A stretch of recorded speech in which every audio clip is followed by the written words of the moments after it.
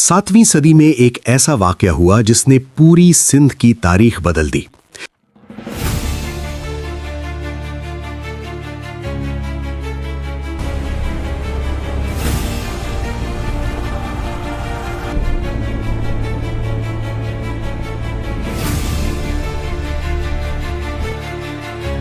एक अरब का समंदरी जहाज अचानक गायब हो गया। इस जहाज में मर्द, औरतें और कीमती सामान था। बाद में पता चला कि ये जहाज समंदरी डाकुओं के हाथ लग गया था। इस वाकये के बाद राजा दाहिर के पास पैगाम भेजा गया कि हमारे लोग और जहाज वापस किए जाएं, लेकिन राजा दाहिर ने इस बात को कबूल नहीं किया। तब मोहम्मद बिन कासिम अपनी फौज के साथ दीबल के मजबूत किले के सामने पहुंच गए। ये किला इतना मजबूत था कि इसे फतह करना मुश्किल लग रहा था। उन्होंने अपनी तोपों से दीवारों पर लगातार हमला शुरू किया, लेकिन कई दिन तक कोई खास असर नहीं हुआ। फिर एक दिन किले के अंदर से एक आदमी आया और उसने कहा कि जब तक लाल झंडा खड़ा है तुम इस किले को नहीं ले सकते। ये सुनकर मोहम्मद बिन कासिम समझ गए कि असल निशाना दीवार नहीं बल्कि झंडा है, मगर झंडा बहुत ऊंचा था और आम तोपों की रीच से बाहर था। तब उन्होंने एक बड़ी मंजनीक मंगवाई जिसका नाम दुल्हन था। इसे कई लोग मिलकर चलाते थे और ये भारी पत्थर दूर तक फेंक सकती थी। निशाना लगाया गया, लेकिन पहले 2 वार कामयाब ना हो सके।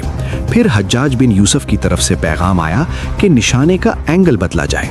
तीसरा वार सीधा झंडे पर लगा और झंडा गिर गया। झंडे के गिरते ही शहर में डर फैल गया और फौज का हौसला टूट गया। मोहम्मद बिन कासिम किले में दाखिल हुए और मुख्तसर मुकाबले के बाद किला फतह कर लिया, और यूं एक जहाज के गायब होने से सिंध की तारीख बदल गई। किला फतह होने के बाद शहर में नया निजाम कायम किया गया और लोगों को अमन का पैगाम दिया गया। तिजारत दोबारा शुरू हुई और जिंदगी धीरे धीरे नॉर्मल होने लगी। इसके बाद मोहम्मद बिन कासिम ने अपनी मुहिम को आगे बढ़ाया और एक के बाद एक इलाके अपने कब्जे में करते गए। आखिरकार उनका मुकाबला राजा दाहिर से हुआ। लंबी जंग के बाद राजा दाहिर मारा गया और उसकी हुकूमत का खात्मा हो गया। इसके बाद सिंध पूरी तरह नए निजाम के ज़ेरे असर आ गया। लेकिन कहानी यहीं ख़त्म नहीं होती। जब हज्जाज बिन यूसुफ का इंतकाल हुआ और हुकूमत बदली तो सियासत भी बदल गई। नए हुक्मरान ने मोहम्मद बिन कासिम को वापस बुलाया। रिवायत के मुताबिक वापस जाते वक्त उन्हें गिरफ्तार कर लिया गया और उनकी ज़िंदगी का अंजाम बहुत दुख भरा रहा। और यूं एक छोटे से वाक़े ने तारीख का रुख हमेशा के लिए बदल दिया। मोहम्मद बिन कासिम ने इस्लाम को सिंध में उजागर किया, मस्जिदें और मदारिस कायम किए। लेकिन मोहम्मद बिन कासिम के बाद सिंध में दोबारा बगावतें शुरू हो गई। तकरीबन 100 साल तक यही हालात रहे। लोग मकामी हुक्मरानों के साथ लड़ते रहे और निज़ाम कमज़ोर होता गया। फिर एक और नौजवान उभर कर सामने आया जिसने सिंध में अपना सिक्का मजबूत किया और इलाके पर अपना कंट्रोल कायम किया।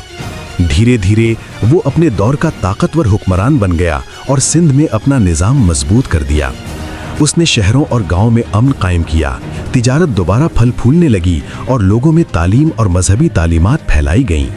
मसाजिद और मदारिस में इस्लामी तालीम दी जाने लगी और लोग इस्लामी रिवायत और कल्चर से वाकिफ होने लगे।